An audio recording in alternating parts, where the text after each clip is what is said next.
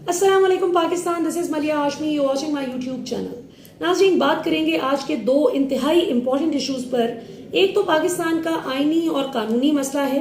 اور دوسرا مسئلہ پاکستان کا سیاسی اور معاشی ہے۔ سیاسی سے زیادہ معاشی مسئلہ ہے جس پر ہم بات کریں گے۔ ایک بہت ہی دلچسپ کنفیشن کر دیا ہے نون لیگ کے ایک بہت اہم وزیر نے، اور اپنی ہی حکومت کے پیروں پر کلہاڑی مار دی ہے۔ اسحاق ڈار کا ڈیتھ وارنٹ سائن کر دیا ہے۔ انہوں نے ایک ایسا سٹیٹمنٹ دیا ہے، اس پر بات کریں گے، لیکن پہلے ذرا تھوڑا سا آئین اور قانون جو بحران کا شکار ہو گیا ہے اس وقت، اور یہ بحران شدت اختیار کرتا جا رہا ہے، اس پر بات کرنا بہت ضروری ہے،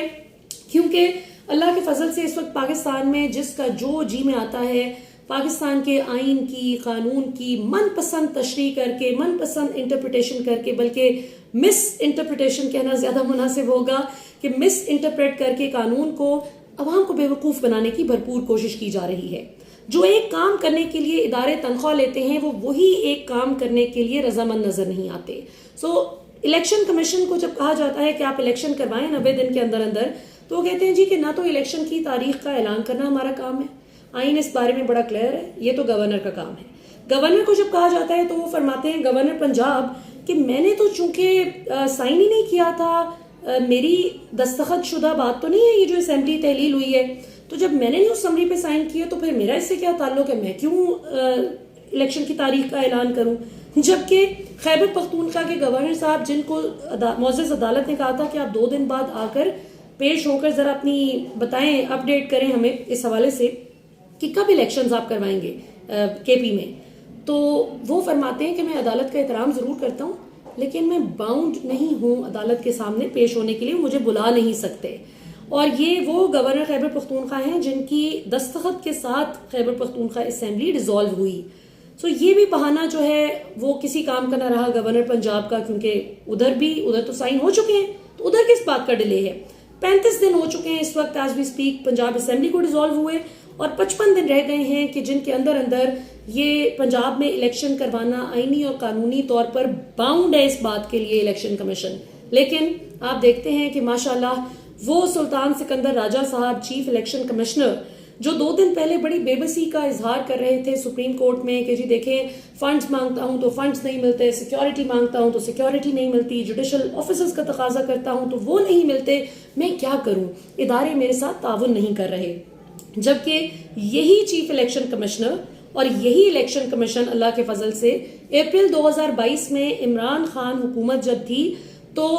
جس وقت بالکل عمران خان کی حکومت کو بائی ہک اور بائی کرک گرانے کی کوشش کی جا رہی تھی، تو اس وقت جناب نے فرمایا تھا سپریم کورٹ میں کھڑے ہو کر کہ ہم نومبر 2022 سے پہلے الیکشن نہیں کروا سکتے،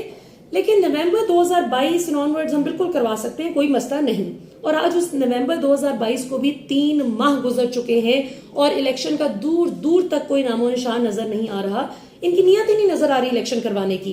آج رات 8 بجے آپ دیکھ سکیں گے ABN نیوز پہ میں نے انٹرویو کیا ہے جی اپنے پروگرام میں۔ پہلے تو شاہ محمود قریشی صاحب کا انٹرویو کیا ہے، اور دوسرے سیگمنٹ میں پھر ہم نے بات کی ہے سابق سیکریٹری الیکشن کمیشن افضل خان صاحب، جو کہ who is known to call a spade ماشاءاللہ، اور وہ بالکل لگی لپٹی رکھے بغیر بڑی سیدھی بات کرتے ہیں قانون کے مطابق۔ تو ان سے میں نے پوچھا کہ آرٹیکل 6 کا اطلاق پھر کس پر ہوگا، گورنر پر ہوگا یا الیکشن کمیشن کے ریلیونٹ اس عملے پر ہوگا، کس پر ہوگا اگر الیکشن 90 دن کے اندر نہیں ہوتا؟ تو انہوں نے بڑا دلچسپ جواب دیا کہ جو بھی اس میں ملوث ہوگا، بھلے وہ پھر پاکستان کا آرمی چیف ہو، پاکستان کا وزیر اعظم ہو، پاکستان کا کوئی وزیر ہو، مشیر ہو، پاکستان کا چیف الیکشن کمشنر ہو، گورنر ہو، جو شخص بھی الیکشن کمیشن کی 90 دن کے اندر الیکشن کروانے میں معاونت کرنے سے انکار کرے گا، وہ آئین شکنی کا مرتکب ہوگا، اور بالکل ان سب پر آرٹیکل 6 لگے گا جو بھی اس غیر آئینی کام میں ملوث ہوگا۔ دیکھتے ہیں کہ کیا ہوتا ہے، یہ اونٹ کس کروٹ بیٹھتا ہے، کیونکہ یہ تو کوئی طریقہ نہ ہوا اس طرح سے، تو پھر 50 سال ایک ہی حکومت چلتی رہے، آپ کہیں جی کہ ہمارے پاس فنڈز ہی نہیں ہے، حکومت تو بہانے کرے گی، تو اس کا مطلب ہے کہ پھر ایک ہی حکومت 50 سال 100 سال 70 سال چلتی رہے کہ جی الیکشن کروانے کے لیے فنڈز نہیں ہے، سیکیورٹی نہیں ہے، تو بڑا اچھا ایکسکیوز ہے۔ پھر یہ تو بیوقوف تھے جو پہلے پیچھے الیکشنز کرواتے رہے ہیں۔ یہ بڑی ایک عجیب سی بات ہے، یا تو آئین کی کتاب کو پھاڑ کے پھینک دیں، یا تو اس کو ٹریش کین میں پھینک دیں، تاکہ لوگوں کی امید ہی ختم ہو جائے کہ آئین نام کی کوئی چیز نہیں ہے۔ اگر ہم کلیم کرتے ہیں، if we claim to be a democratic country، which has a constitution, and if we claim to follow a constitution proper طریقے سے, تو پھر اس میں ایسی غیر آئینی حرکتوں کی اور ایسے چونچلوں کی گنجائش نہیں رہتی. بہرحال جی آگے چلتے ہیں. آج خواجہ آصف صاحب نے ایک بڑا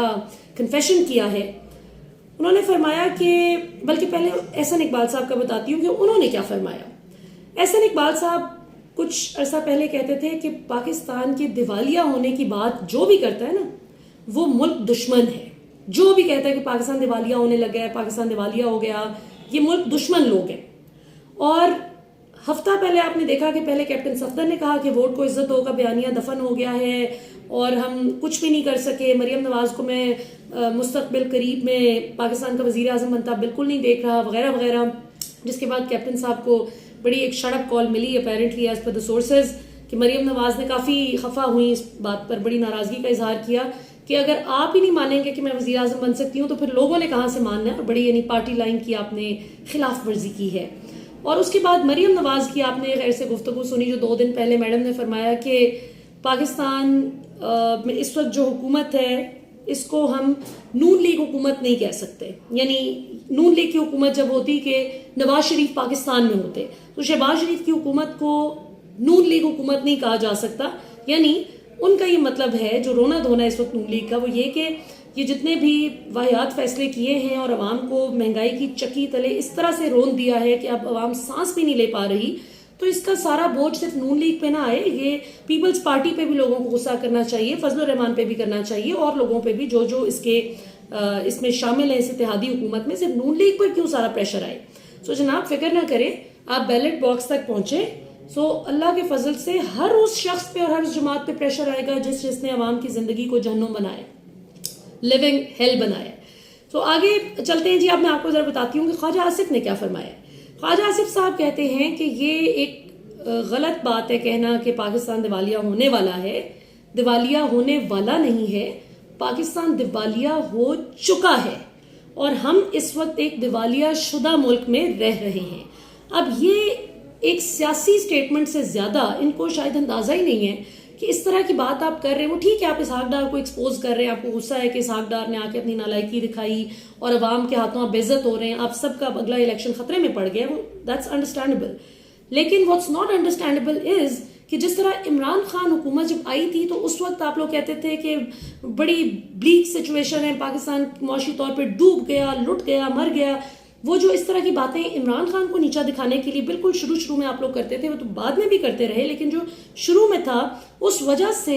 کیا ہوا کہ انویسٹر کانفیڈنس شیک کر گیا. سو پاکستان جو اچانک سے بہت سیویئر اکنامک کرائسس میں آیا, کچھ تو اللہ کے فضل سے آپ جس حالت میں چھوڑ کے گئے تھے 2018 میں, مفتاح اسماعیل باجوہ صاحب کو کہتے تھے کہ اللہ کرے دعا کریں کہ ہم نہ آئیں, کیونکہ اب جو بھی حکومت 2018 میں اقتدار میں آئے گی اس کے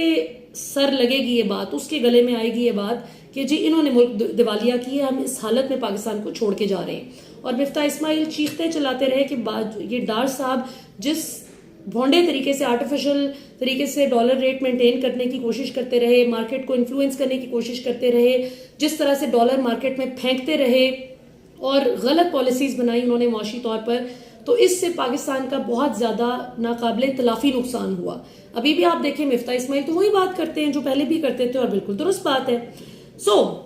پوائنٹ یہ ہے کہ اب اس سے ظاہر ہے انویسٹر کانفیڈنس عمران خان دور میں بھی شروع میں شیک ہوا بہت زیادہ. وہ تو اللہ کا شکر ہے کہ سعودیہ نے کچھ ہیلپ کر دی, کچھ دیگر ممالک ہماری مدد کو آ گئے, دوست ممالک, ورنہ تو پاکستان کا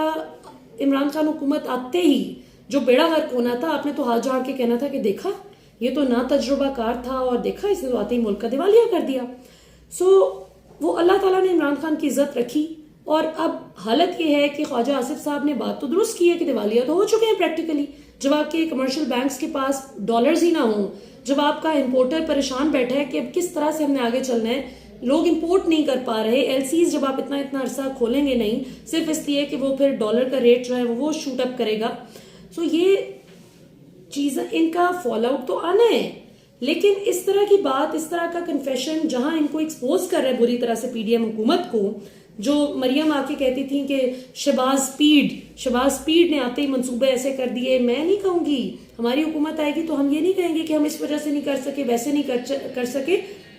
پیٹرول کی قیمت میں ہم بالکل اضافہ نہیں کرنے دیں گے, فلاں نہیں کریں گے. اور آج آپ دیکھیں کہ کہ مریم بھی فرما رہی ہیں کہ ہماری حکومت نہیں ہے. کیسے نہیں ہے آپ کی حکومت؟ اگر آپ کی حکومت نہیں ہے تو آپ یہ جو پولیس اور رینجرز کا سیکیورٹی پروٹوکول لے رہی ہیں پاکستانی عوام کے خرچے پہ، اس کو لینا بند کر دیں. پھر تو آپ اس خرچے کو یہ جو عوام کے کھاتے میں ڈالا ہوا ہے اس کو لینا بند کریں اگر آپ کی حکومت نہیں ہے. سو آپ کی حکومت ہے تو آپ اس طرح سے ڈیل کر رہی ہیں نا جیسے بالکل. اور جس وقت شہباز شریف کی حکومت آئی تھی تو آئی کلیئرلی ریمبر کہ کس طرح سے آپ ماشاءاللہ تشریف لے کے گئیں، بڑا رائل طریقے سے آپ کا ایک استقبال ہوا، بڑی یعنی اس طرح سے کہ جیسے قلعہ فتح کر لیا دوبارہ سے آپ نے. سو خواجہ آصف کی اس بات کا فائنینشیل ایسپیکٹ کیا ہوگا، اس پہ کیا ریپرکشنز آئیں گی، کس طرح سے ادارے اس پر ریئیکٹ کریں گے، عالمی مالیاتی ادارے اس کو کس طرح سے دیکھیں گے، اور پاکستان کو جو دوست ممالک بھی ہیں وہ کس شیڈ میں پینٹ کریں گے، وہ this is yet to be seen. یہ بڑی ایک عجیب سی بہرحال سچویشن ہے جس میں اب اس وقت پاکستان آ چکا ہے. اور شرم کی بات یہ ہے کہ ابھی بھی شرم نہیں آ رہی.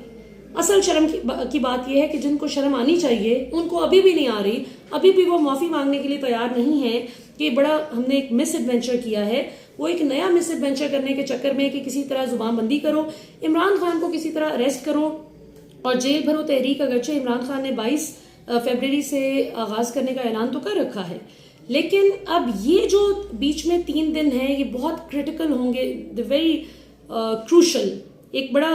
ایک ایسا کروشل جنکچر ہے عمران خان کے پولیٹیکل کریئر میں بھی اور پاکستانی عوام کی بھی جو ایک ایولیوشن ہوئی ہے، جو ہم نے ایوالو کیا ہے ایز